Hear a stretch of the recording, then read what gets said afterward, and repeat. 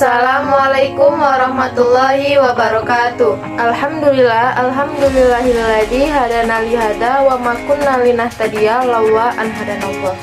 Asyhadu an la ilaha illallah wa asyhadu anna Muhammadan abduhu wa rasuluh la nabiyya ba'da amma ba'du. Yang pertama, marilah kita ucapkan rasa syukur kita atas kehadirat Allah Subhanahu wa taala yang telah melimpahkan rahmat dan karunia-Nya kepada kita semua.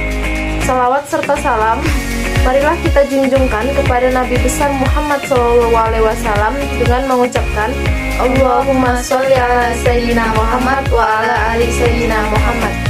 Selanjutnya, yang terhormat kepada Bapak Dr. Asmendri SAG MPD selaku dosen pembimbing mata kuliah manajemen pendidikan serta rekan-rekan yang kami banggakan. Baiklah, di sini saya Elda Perninosa dengan NIM 2130105014 dan rekan saya Lydia Fikriani dengan NIM 2130105026 akan membahas materi tentang manajemen ketataklaksanaan kantor pendidikan. Jangan di-skip, tonton video berikut ini ya. Pasti teman-teman penasaran kan apa itu manajemen ketataklaksanaan pendidikan? Yuk kita bahas. Baiklah, sebelum kita membahas lebih lanjut, kita harus mengetahui apa itu ketataklaksanaan pendidikan. Tata usaha pendidikan adalah suatu proses kegiatan yang mengolah, menerima, mengirim, dan mencadangkan semua bahan keterangan yang diperlukan oleh sebuah organisasi. Tata usaha tidak hanya meliputi surat-surat, tetapi juga mengelola semua bahan informasi yang berbentuk warkat. Dalam tata usaha, kita mengenal istilah kearsipan. Kearsipan yaitu proses pengelolaan warkat surat yang dimulai dari penciptaannya, penerimaan warkat, pengumpulan warkat, pengaturan, perawatan, dan penyimpanan warkat menurut sistem tertentu, sehingga pada saat warkat dibutuhkan dapat ditemukan dengan cepat dan tepat, serta arsip-arsip yang tidak memiliki nilai guna dimusnahkan. Sistem kearsipan itu terbagi menjadi dua. Yang pertama ada sistem sentralisasi, yang kedua ada sistem desentralisasi. Sistem sentralisasi yaitu sistem kearsipan yang semua surat perusahaannya disimpan dalam satu ruangan. Sedangkan sistem desentralisasi yaitu sistem kearsipan yang pelaksanaannya tidak dititikkan pada satu unit kerja saja, melainkan pada setiap unit pengelola yang menyimpan arsipannya. Selanjutnya itu ada penanganan surat menyurat. Tahapan-tahapan pengurusan surat. Yang pertama, pemilihan surat dikelompokkan menjadi surat pemerintah, surat penting, surat perseorangan, dan surat perusahaan. Yang kedua, pembukaan dan pengeluaran surat dari dalam sampulnya. Yang ketiga, melakukan penelitian surat. Yang keempat, membaca sebuah surat dan memberikan kartu disposisi. Yang kelima, menyampaikan surat. Yang keenam, proses pencatatan surat. Yang ketujuh, penyimpanan surat secara arsip aktif dan inaktif.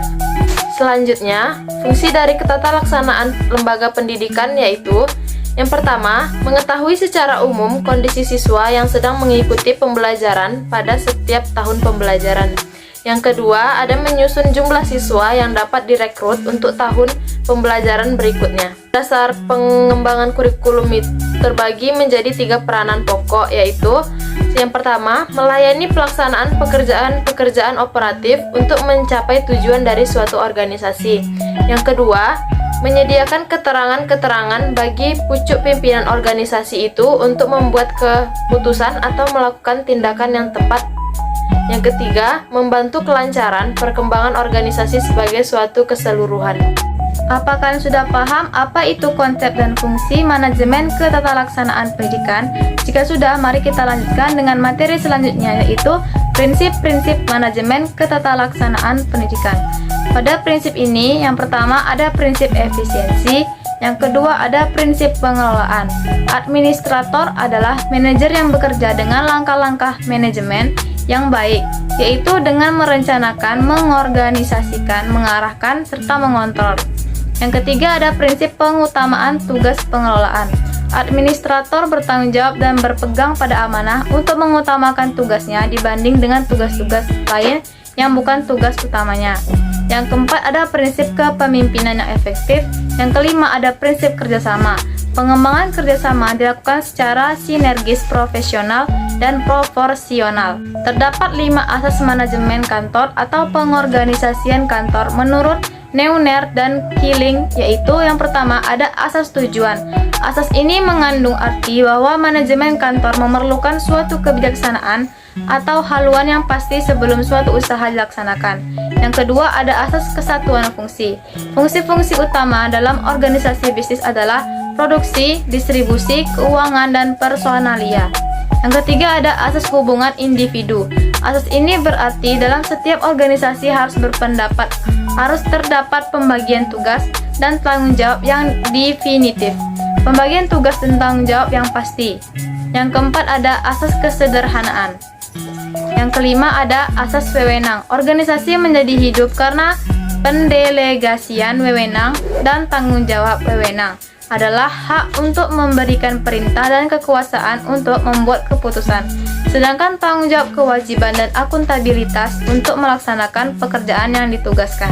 Prosedur penataan ketatalaksanaan lembaga pendidikan. Adapun langkah-langkah pembenahan ketatalaksanaan lembaga pendidikan, yaitu yang pertama, surat dinas sekolah dan buku agenda. Surat menyurat yang dilakukan rangka kepentingan kehidupan dan perwujudan program sekolah, yaitu surat dinas. Sedangkan buku rencana berfungsi untuk catatan keluarnya surat. Yang kedua itu ada buku ekspedisi. Buku ini berfungsi sebagai bukti bahwa suatu surat yang dikirimkan sampai kepada alamat atau petugas yang diserahi tanggung jawab. Yang ketiga ada buku catatan rapat sekolah atau notulen. Notulen ini berfungsi sebagai catatan proses, hasil atau keputusan yang diambil saat rapat sekolah disebut rapat guru. Yang keempat ada buku pengumuman. Buku ini berasal dari kepala sekolah sebagai media informasi atau pemberitahuan yang ditujukan pada para guru.